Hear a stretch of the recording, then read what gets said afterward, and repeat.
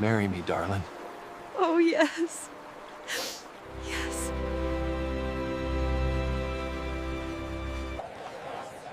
Beauty lives beneath the surface where most people never look.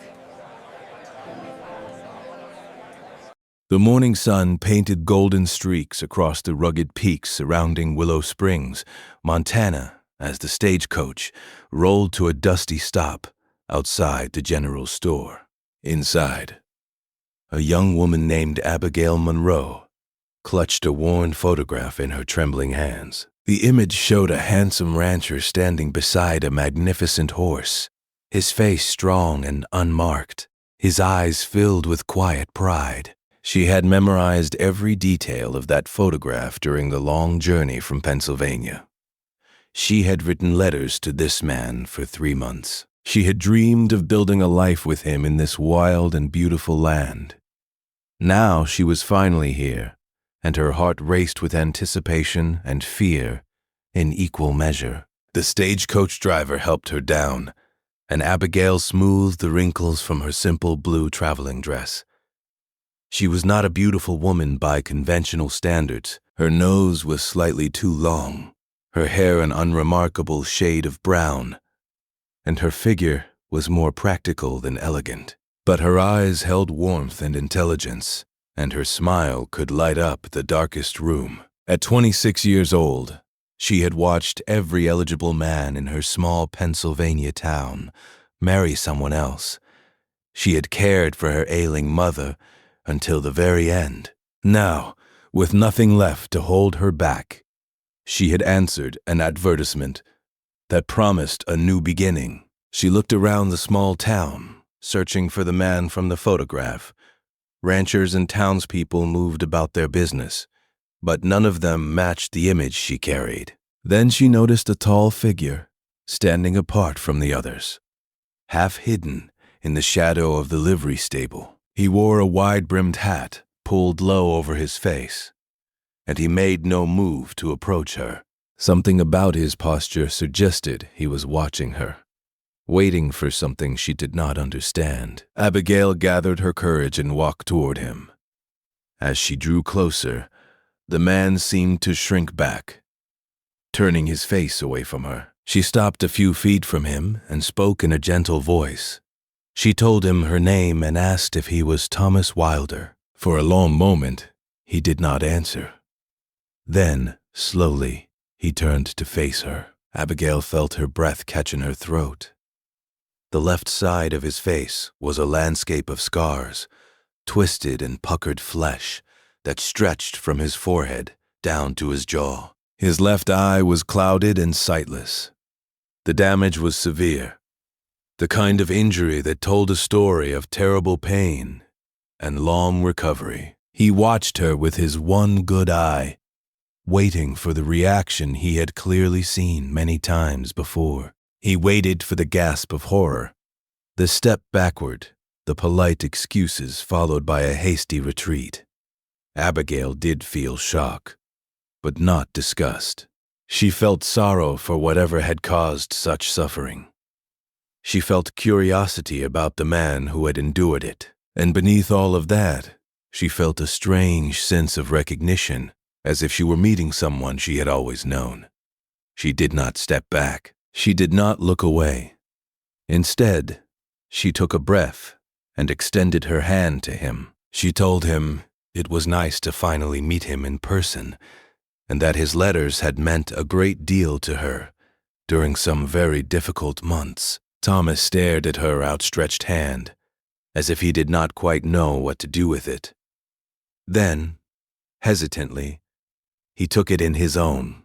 His grip was firm but careful, the hand of a man accustomed to hard work and gentle treatment of fragile things. He told her, in a voice rough from disuse, that the photograph was taken before the fire. He said he should have told her in his letters, but could not find the words. He said he would understand if she wanted to leave on the next stagecoach. Abigail considered his words. She thought about the comfortable room she had left behind in Pennsylvania. She thought about the familiar streets and the pitying looks from neighbors who wondered why she had never married. She thought about the empty years stretching ahead as she turned back now. Then she looked at this scarred and lonely man who had poured his heart into letters that spoke of sunsets over mountains and the peaceful rhythm of ranch life. She made her decision. She told him she did not travel 2,000 miles to turn around at the first surprise. She asked if he would show her his ranch. For a moment, Thomas simply stared at her. Then something shifted in his expression. A flicker of hope quickly suppressed, as if he did not dare to believe what he was hearing. He nodded once and gestured toward a wagon waiting nearby. The ride to the ranch took nearly an hour. Thomas spoke little, answering her questions with brief sentences and long silences. Abigail did not mind the quiet. She watched the landscape unfold around them. The rolling grasslands, giving way to forested hills and distant mountain peaks. She breathed in air so clean and sharp it almost hurt her lungs. She began to understand why Thomas had written so lovingly about this place. The ranch house was a sturdy log structure nestled in a valley beside a clear running creek. It was simple, but well maintained, with a covered porch that looked out over pastures dotted with cattle. A large barn stood nearby, along with several smaller outbuildings. Abigail could see that the place was prosperous and cared for. The work of a man who took pride in what he had built. Thomas showed her inside with obvious reluctance, as if he expected her to find fault with everything she saw. The house was clean but sparse, furnished with only the essentials. There were no curtains on the windows, no pictures on the walls, no small touches that might make a house feel like a home. Abigail saw not emptiness, but possibility. She saw a canvas, waiting to be painted. Over the following days, Abigail set about making herself useful. She cooked meals and cleaned rooms that had been neglected. She mended clothes and organized supplies. Thomas watched her efforts with bewilderment, clearly waiting for the moment when she would announce her departure. That moment did not come. Instead, Abigail began to learn the rhythms of ranch life. She rose before dawn and helped prepare breakfast. She fed chickens and collected eggs. She learned to care for the horses that Thomas raised and trained with extraordinary skill. She watched him work with the animals and saw a tenderness that contradicted his gruff exterior. The horses trusted him completely, responding to his quiet voice and gentle hands, as if they understood something about him that most humans missed. Thomas remained distant and guarded, but Abigail was patient. She did not push him to talk or demand explanations. He was not ready to give. She simply existed alongside him, offering companionship without conditions. Slowly, gradually, he began to relax in her presence. The silences between them became comfortable rather than strained. He started to answer her questions with more than single words. He began to share small details about the ranch, the land, the town, and the people who lived there. One evening, as they sat on the porch, watching the sun sink behind the mountains, Thomas finally told her about the fire. His voice was halting and rough, the words clearly painful to speak. He told her about the night 3 years ago, when lightning struck his barn during a terrible storm. He told her about the horses trapped inside, screaming in terror as flames consumed the building. He told her how he had run into that inferno again and again, pulling horses to safe, Eddie one by one until the roof collapsed around him. He saved every horse, but he nearly died in the process. He spent months recovering from his burns, and by the time he emerged from that ordeal, he was a changed man in more ways than one. 4 mail-order brides had come since then. Each one had taken a single look at his face and fled. Some left immediately, refusing to even enter his house. Others stayed a day or two before making their excuses.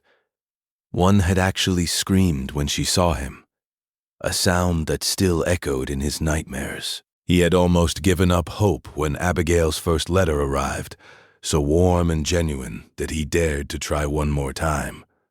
Abigail listened without interruption. When he finished speaking, she did not offer empty reassurances or meaningless platitudes. She simply told him that those women had missed something important. They had seen his scars, but not his courage. They had seen his silence, but not his strength. She told him she was grateful for whatever circumstances had brought her here, because she was beginning to believe this might be exactly where she belonged. Thomas turned to look at her, his good eye searching her face for any sign of deception or pity. He found neither. He found only honesty and warmth and something that might have been the beginning of love. He did not know how to respond to such unexpected grace, so he said nothing at all. But for the first time in 3 years, he allowed himself to hope.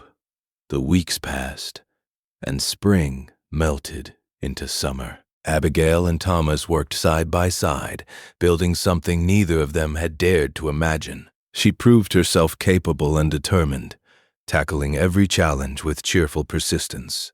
He gradually emerged from his shell of silence, sharing stories about his childhood and his dreams for the future. They laughed together over small mishaps and celebrated small victory.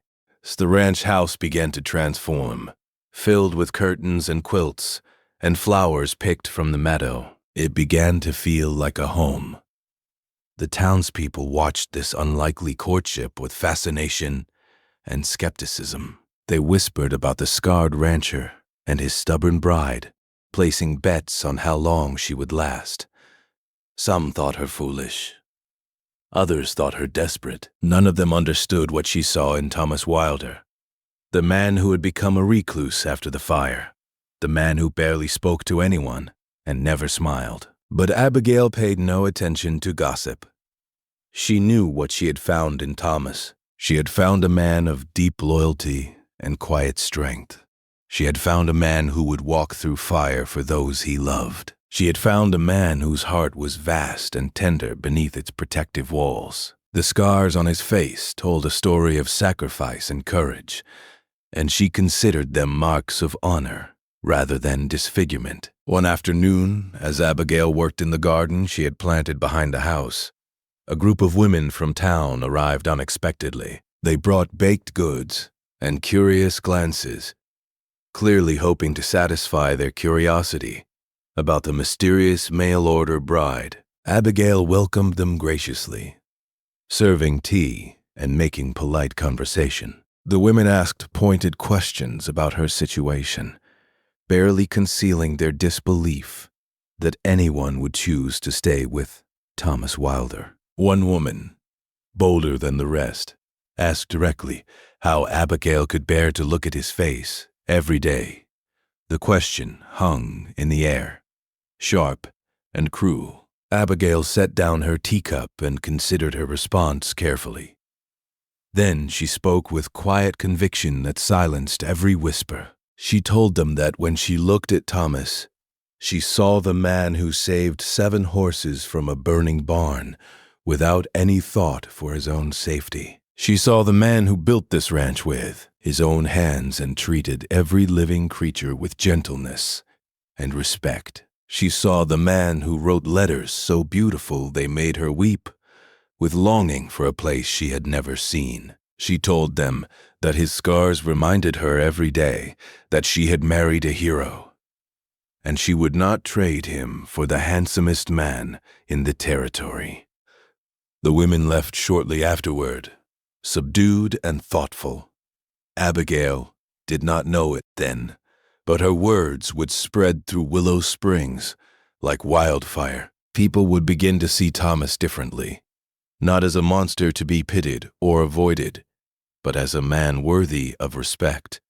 But Abigail did not care about changing anyone's mind. She cared only about the man she loved and the life they were building together. That evening, Thomas came in from the fields earlier than usual. He found Abigail sitting on the porch, watching the sunset paint the sky in shades of orange and gold. He sat down beside her without speaking and took her hand in his. They stayed that way for a long time. Two people who had found each other against all odds, learning to trust in something beautiful and fragile and true. Thomas finally broke the silence. He told her that he had overheard what she said to the women from town. He had been in the barn, close enough to hear every word. His voice cracked as he spoke, heavy with emotion he rarely allowed himself to show. He told her that no one had ever defended him like that. No one had ever seen him the way she did. He told her he did not deserve her, but he would spend the rest of his life trying to become the man she believed him to be. Abigail squeezed his hand and turned to face him. She told him he was already that man. He had been that man all along. He simply needed someone to see the truth that others had missed. She told him she was not brave or special. She was just a woman who had learned to look beneath the sass. Your face. Perhaps because she knew what it felt like to be overlooked and undervalued. She told him they were both misfits, who had somehow found where they belonged. Thomas looked at her with his one good eye, and she saw tears threatening to spill over. He blinked them back and managed to smile, the first real smile she had ever seen from him. It transformed his face, scars and all, into something beautiful. Abigail felt her heart swell with love so powerful it almost frightened her. Summer turned to autumn, and autumn brought the harvest. Abigail and Thomas worked harder than ever, bringing in crops and preparing the ranch for winter. They attended the town harvest festival together, and Abigail watched with quiet pride as neighbors, who had once avoided Thomas, now approached him with friendly greetings. The walls he had built around himself were crumbling, revealing the warm and generous man who had always existed beneath. On the night of the first snowfall, Thomas asked Abigail to walk with him to the creek that bordered their property. The water sparkled under moonlight, and snowflakes drifted down like tiny stars falling to earth. Thomas stood beside her, his breath misting in the cold air, and told her he had something important to say. He told her that when she arrived in Willow Springs, he had expected her to leave like all the others. He had armored himself against disappointment and prepared for rejection. Instead, she had walked into his life and refused to walk out. She had seen past his scars to the heart that still beat with hope, despite everything. She had given him back his belief in the possibility of love. Thomas reached into his pocket and withdrew a small wooden box. Inside was a simple gold ring, worn smooth with age. He told her it had belonged to his mother, a woman who had believed love could conquer any obstacle. He asked Abigail if she would do him the honor of wearing it as his wife, not just in name, but in the deepest sense of the word. Abigail felt tears streaming down her cheeks, warm against the cold night air. She told him yes. She told him 1,000 times yes. She told him she had known from the moment she took his hand outside the general store that she had found something worth keeping. Thomas slipped the ring onto her finger with trembling hands. Then he pulled her close and held her as if he would never let go. They stood together beside the creek, two hearts beating as one, while snow fell softly around them, and the mountains stood witness to their love. In the years that followed, Abigail and Thomas Wilder built a life together that became legendary in Willow Springs. They raised horses and cattle and children who learned from their parents that true beauty lives in the soul rather than the surface. They weathered storms and celebrated joys and grew old together with grace and gratitude. And whenever anyone asked Abigail the secret to her happy marriage, she always gave the same answer. She said that love is not about finding a perfect person. It is about seeing the perfection in an imperfect person. It is about choosing to stay when leaving would be easier. It is about looking past the scars to find the heart that beats beneath the silence. Thomas Wilder was not a perfect man, but he was her man, and she loved him more with each passing year. And that love, born in the dust of a frontier town and tested by fire and doubt, proved stronger than anything the world could throw against it.